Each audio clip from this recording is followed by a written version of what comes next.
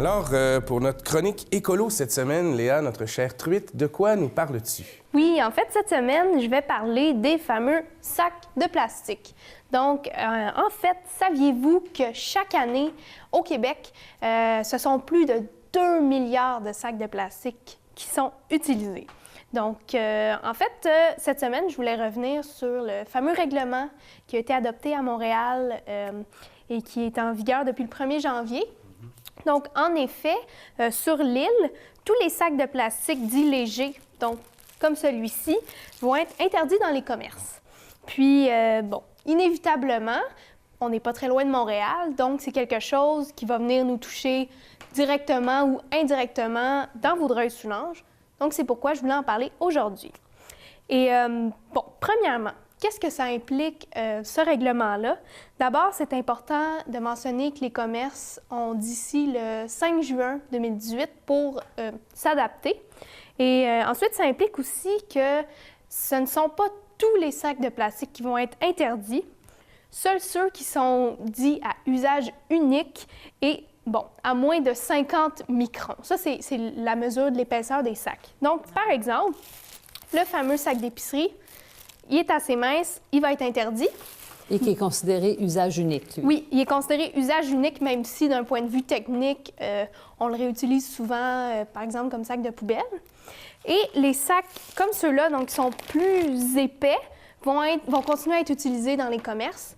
En fait, c'est parce que sont considérés comme potentiellement recyclables ou réutilisables.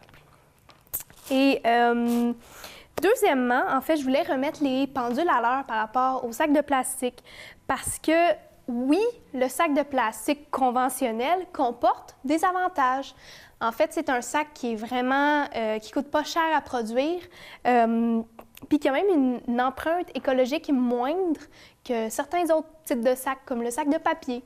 Donc, au point de vue de l'environnement, ce sac-là a quand même un meilleur impact écologique. Mais c'est quand même important de mentionner les points faibles du sac de plastique. Donc, premièrement, le fait qu'il soit fabriqué à partir de plastique, donc de pétrole. Donc, on sait que c'est une ressource qui est néfaste pour l'environnement, mais aussi son abandon dans l'environnement. Donc, les sacs qu'on va retrouver dans les arbres, dans les océans, dans les belles rivières de Vaudreuil-Soulanges, et qui, ultimement, vont être mangés par des animaux qui pensent que c'est de la nourriture. Puis, on sait qu'il y a beaucoup de problèmes par rapport à ça. Donc, les sacs de plastique menacent les écosystèmes à ce niveau-là. Et ça prend beaucoup de temps à se décomposer. Plus de 50 ans, en fait, pour les sacs de ce type-là. Donc, c'est vraiment une décomposition qui est lente. Puis même à ça, après, il reste quand même des résidus du plastique dans la nature. Donc, c'est pour ça que c'est quand même quelque chose à éviter. Donc, ensuite, là, maintenant, c'est quoi les solutions? C'est quoi les alternatives?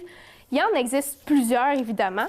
Je vous dirais que le premier réflexe à adopter, c'est de privilégier le réutilisable, évidemment, mais aussi le multi-usage. Donc, on doit penser le sac pas seulement comme un sac quand on va faire l'épicerie, mais aussi un sac qu'on peut utiliser d'autres façons.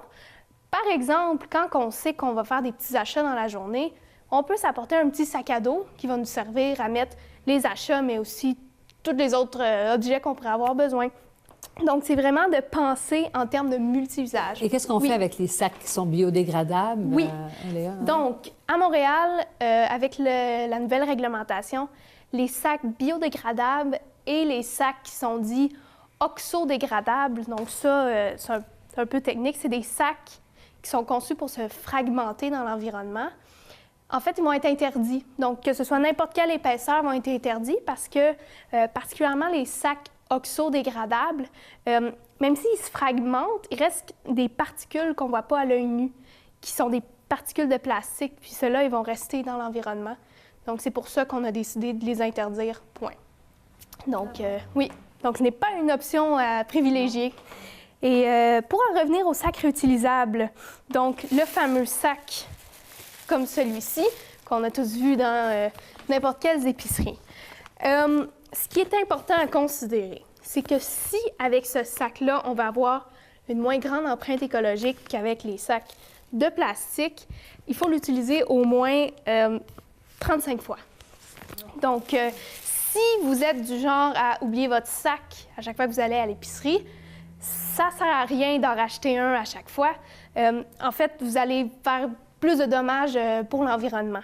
Donc, petit conseil, vous pouvez essayer d'en laisser un dans la voiture au cas où, pour ne pas l'oublier. Ou sinon, il existe des sacs réutilisables en nylon qui se replient. Ouais. Qui font comme des petites pochettes. Oui, Ouais, qu'on peut glisser facilement dans la sacoche, le sac à dos, tout ça.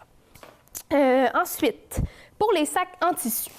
Bon, les sacs en coton, c'est pas une option écologique. En fait, le coton, c'est une ressource qui demande beaucoup d'eau à produire, qui utilise beaucoup de pesticides aussi. Donc, selon Recy Québec, un sac en coton va devoir être utilisé de 100 à 2954 fois pour avoir vraiment un impact environnemental moindre que le sac à usage unique. Donc, c'est pas vraiment une option écologique. C'est sûr qu'il existe des sacs en coton biologiques, donc qui n'utilisent pas de pesticides, mais à ce moment-là, il faut aussi... Il y a la plante qui prend l'eau, quand même, c'est ça? Oui, la plante prend quand même l'eau, puis souvent, il y a aussi un prix d'achat qui est associé au coton biologique. Donc, je vous dirais, pour les sacs en tissu, privilégiez le nylon. C'est vraiment une matière qui est plus écologique, plus économique aussi. Et finalement, pour les petits sacs d'épicerie, donc les fameux petits sacs où on met les fruits, les légumes quand on va à l'épicerie, on a tendance à les oublier. C'est aussi des sacs faits en plastique, mais il existe des alternatives. Donc, il existe des petits sacs en filet. C'est beau, ça. Oui, des petits sacs en filet. Il y a toutes sortes d'entreprises québécoises qui en fabriquent. C'est souvent fait à la main avec des matières écologiques. Donc, ce qui est le fun avec ces petits sacs-là, premièrement, c'est qu'ils sont transparents. Donc, à la caisse, la personne à la caisse va être capable de voir à travers. Vous pouvez mettre n'importe quel fruit ou légume dedans. Puis, souvent, c'est lavable à la machine ou à la main. Donc, c'est vraiment une belle petite alternative. Et en fait, il y en a tellement à dire sur le sujet, mais évidemment, je dois couper ma chronique ici, faute de temps. Comme mot de la fin, j'aimerais vous dire encore une fois d'être créatif. Donc, pensez multi-usage, pensez pas à usage unique. N'oubliez pas qu'un sac, ça peut avoir 1001 utilités. Donc, privilégiez une plus petite quantité, mais qui peut être utilisée de 1001 façons. Mais surtout, si vous choisissez le sac de plastique, s'il vous plaît, ne le jetez pas à l'extérieur et dans l'environnement. Vous pouvez le mettre au recyclage. La plupart des sacs sont recyclables. Ou sinon, vous pouvez l'utiliser comme sac de poubelle. Donc, voilà. C'était tout pour ma chronique sur les sacs de plastique. Bien, merci beaucoup, Léa. C'est très intéressant. C'est toute une question d'habitude à prendre, Oui. de changer ses habitudes pour pouvoir se conformer à des mesures un peu plus écologiques. Oui, exactement. Bien, merci beaucoup et bien, à la semaine prochaine pour ta prochaine chronique. Oui, à la semaine prochaine. À la maison, je vous invite à aller vous abonner à ma page Facebook, Les Truites écolos, si ce n'est pas encore fait. Et la semaine prochaine, je vais vous parler du transport en commun.